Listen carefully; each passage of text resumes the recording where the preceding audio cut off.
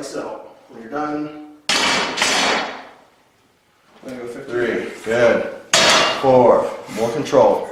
5, 6. Here's the fun one right here. 7. Do 2 more. Last one, hold it all the way up. Alright, let's wrap that. I'm Stephen Peebles from Redmond, Oregon. I'm a professional rodeo cowboy. I rodeo for a living. I ride bareback bucking horses. So let's get behind Peebles' shoot number 1.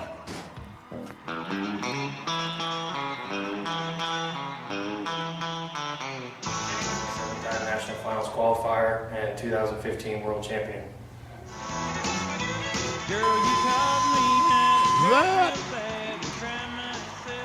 That is Frontier's full baggage.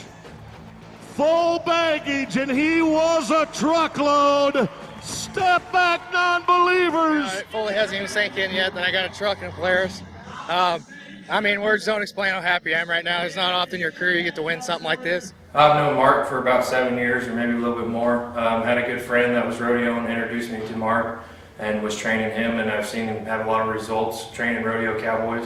And I started training with him in 2010, and had trained with him for quite a few years, and then had a few injuries, and even took a little bit of time off, and immediately regretted it because I called him back and got right back in the gym and had to start training me to get back. 4 more. Slow her down a little bit. Get quality reps in the last 2. Last one in deep. Coming back. It's go down slow and come up slow. Training for my occupation is huge. You got to be in top-notch shape. You got to have strong abs, and you got to be strong to hold on a bucking horse and make a controlled spur ride on a 14, 15-pound bucking horse getting up in the air and dropping out of there. So you got to be in definitely top-notch shape.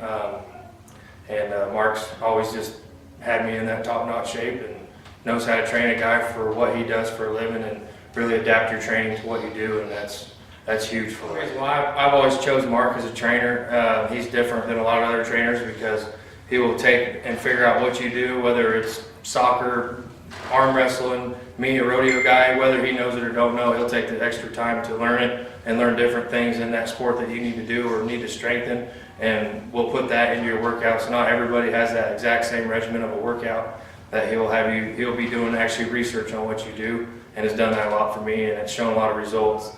And it's pretty cool even just seeing what he does for himself with arm wrestling and all the machines he's made and how much time he puts in just for arm wrestling and other people for what they do. I think Mark's going to do really good. I think he's going to be on top. He's going to win first. I've seen how much he trains, how much self-discipline he has, how much he's always training to be the best, watching his competition and trying every single way to figure out how to get his arm stronger and really learn it. And it's pretty cool to see how much self-discipline he has on it and how good shape he's in. So I think there's no reason why he wouldn't be on top. The night before every event, my wife and I watch either Over the Top or Pulling John while we eat our dinner and discuss our final strategy leading to the event the next morning. Are you nervous? No. Not nervous? How are you feeling?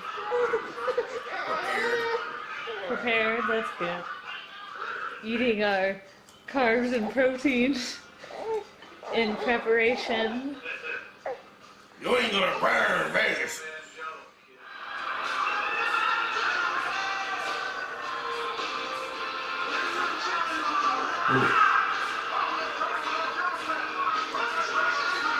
Your biggest threats this year at the U.S. Open?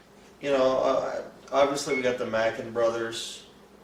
They're all 3 of them are, you know, genuine threats. They're all threats. All the Mackins are threats. You know, David Lopez is definitely a threat. Chris DeLong is definitely a threat. I'm not sure if Ryan's going to show up or not. You know, you never know with Ryan sometimes. Yeah.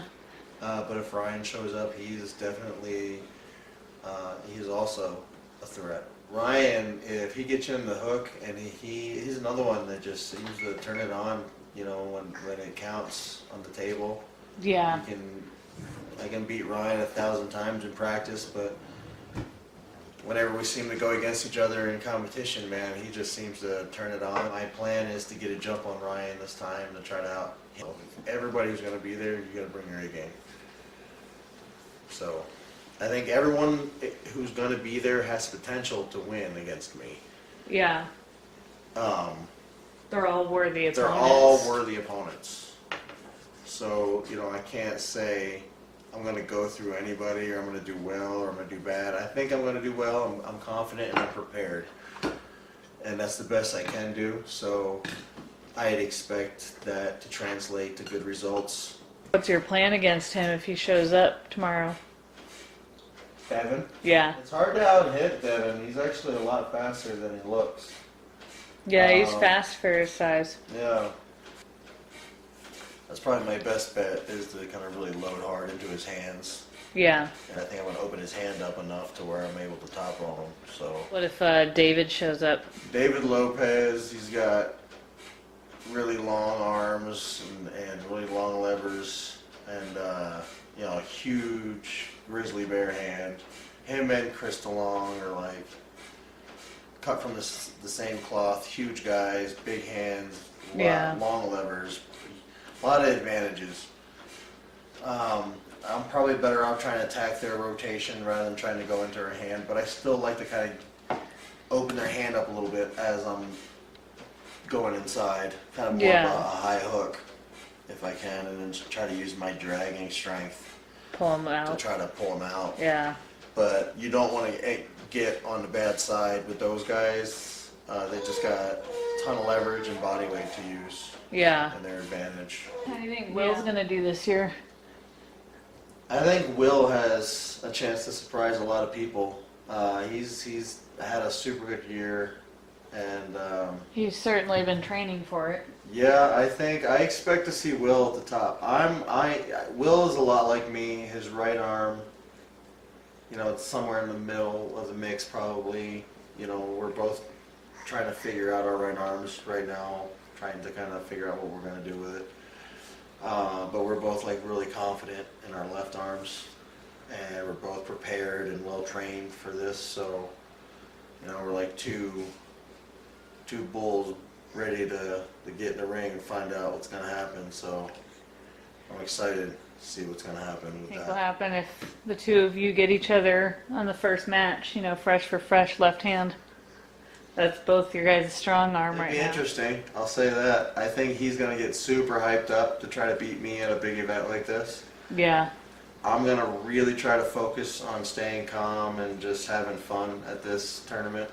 I want to win and do well, but all the guys I'm going against are all my friends, so I'm still having fun with my friends. Yeah. I feel like if I have fun, I'm able to focus more and focus on the important things, the setup and what angle I'm going to attack, and just kind of playing the game of arms, so to speak, rather than get nervous, have a bunch of adrenaline dumps, Yeah. and like sometimes you can lose a match before you even get to the table.